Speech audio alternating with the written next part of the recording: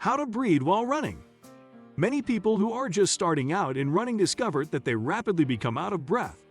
This indicates that the pace at which they are moving is too quick.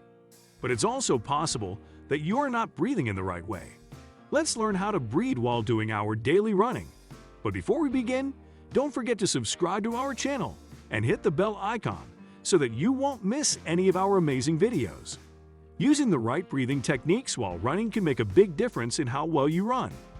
Even though your body will naturally change the way you breathe based on how active you are, you might still have some breathing habits that are making it hard for you to run longer. There are a few tips on how to increase your performance while running by breathing correctly. So without further delay, let's get started. 1. Instead of breathing into the upper part of the chest, breathe into the lower part of the belly. Instead of taking shallow chest breaths while running, you should practice deep belly breathing, also known as diaphragmatic breathing. This type of breathing is superior for efficient and maximum oxygen uptake.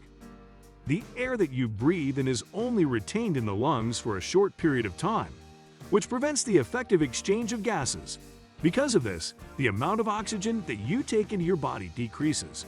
When people run, one of the most common reasons they develop the dreaded side stitch is because they have poor breathing techniques. On the other hand, a technique is known as deep belly breathing, makes use of the entire capacity of the lungs. This technique is a more effective method of breathing while running. Additionally, the air that you breathe flows down to the bottom area of your lungs, where it remains for a longer period of time. Your intake of oxygen will increase as a result of this. 2. Breathing through the nose versus breathing through the mouth. In a broad sense, the goal should be to take in oxygen and get rid of as much carbon dioxide as possible at the same time.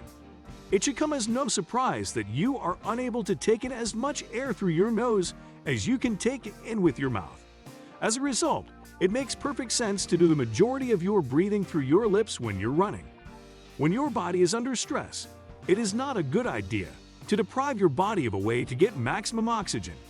It's true that when you breathe through your nose, the air is filtered and warmed, but it's not a good idea. If you continue to run at the same pace and intensity, you will quickly realize that breathing through your nose alone will not be sufficient to meet your oxygen needs. 3. Be in a right posture. Positioning your body in such a way that it supports healthy and efficient breathing will allow you to get the most out of each breath. Make sure that your head is in the same line as your spine at all times. Put your shoulders in a relaxed position and move them away from your ears. Check that you're not leaning forward or back at the waist, which some runners do as they tire. 4. Take in some fresh air. If you are breathing in fresh air, you will find that it is much simpler to breathe. Fresh air contains more oxygen than indoor air. More oxygen causes the blood vessels in your lungs to dilate, which improves cleansing and tissue repair and allows your lungs to exchange gases more easily.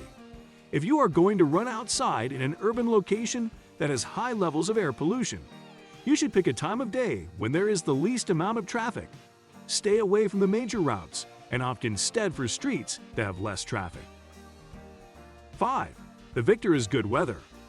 Weather conditions of a certain kind can bring on asthma attacks in some people.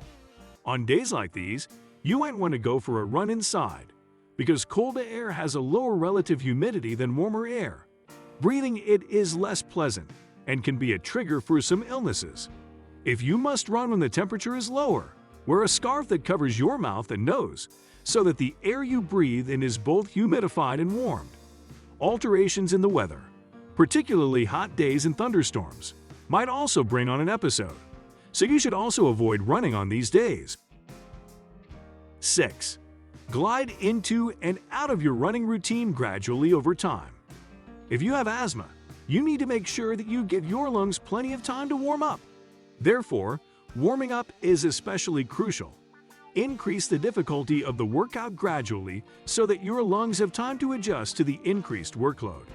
So you should start slowly. Start by walking first. Increase the pace and start jogging slowly.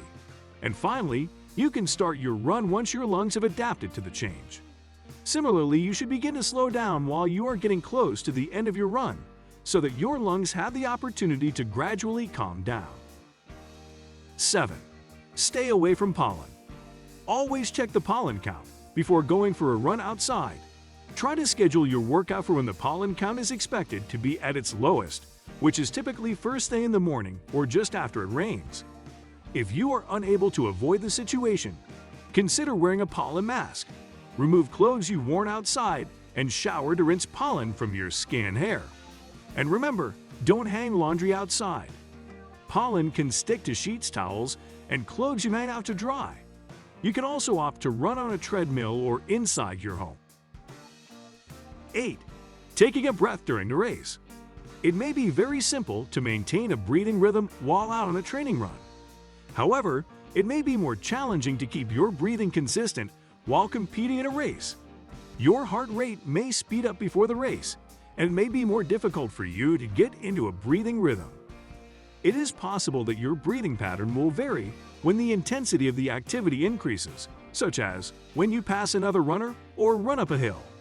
However, returning to your regular rhythm of breathing can assist you in regaining your normal rate more quickly. Remember, this needs practice and perseverance.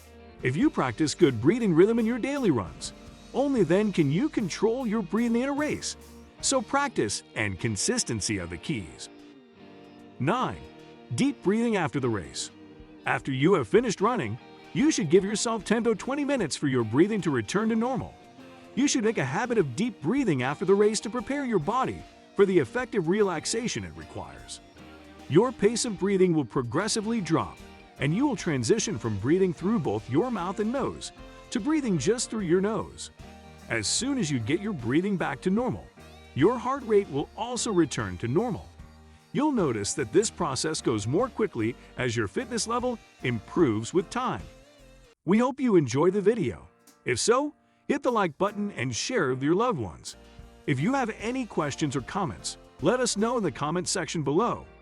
Also, don't forget to subscribe to our channel for more of our amazing videos. You can also watch our other videos suggested just for you. See you in the next video.